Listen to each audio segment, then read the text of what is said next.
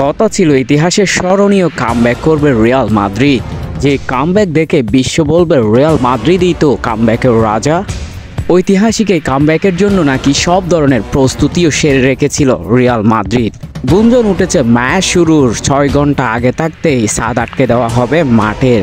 অন্যদিকে রেস্ট্রিকশন দেওয়া হয়েছিল বয়সের ক্ষেত্রেও, যদিও তা গুঞ্জনের মধ্যেই সীমাবদ্ধ ছিল, কারণ লাখ লাখ মানুষের সমারোহে অন্য এক বর্ণিল সাজে সাজে বার্নাব্যু।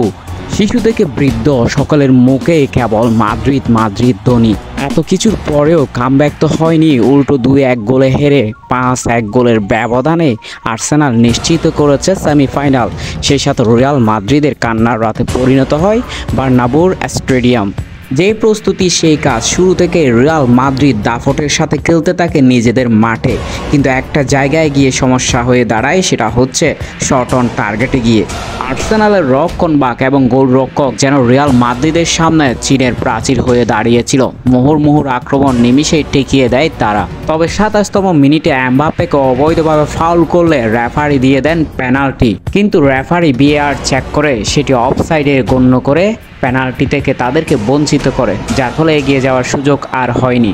প্রথমার্ধ এইভাবে আক্রমণ পাল্টা আক্রমণে শেষ হয়। দ্বিতীয়ার্ধে নেমে মাদ্রিদ বুঝতে পারে তাদের হাতে সময় খুব কম, পরিশোধ করতে হবে 3 গোল। সেইভাবেই তারা এগোতে থাকে, কিন্তু উল্টো আর্সেনালের সাকা এক অসাধারণ গোল করে রিয়াল মাদ্রিদের পুরো বার্নাব্যু স্টেডিয়ামকে স্তব্ধ করে দেয় নিমিষেই।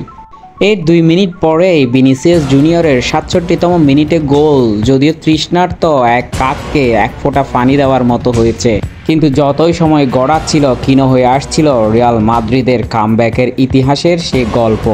উল্টো এক্সট্রা সময়ের 93তম মিনিটেই ব্রাজিলিয়ান ব্লাড খ্যাত মার্টিনেল্লি একা বল পেয়ে গেলে তা গোলে পরিণত করেন তিবো কর্তোয়াকে ফাঁকি দিয়ে।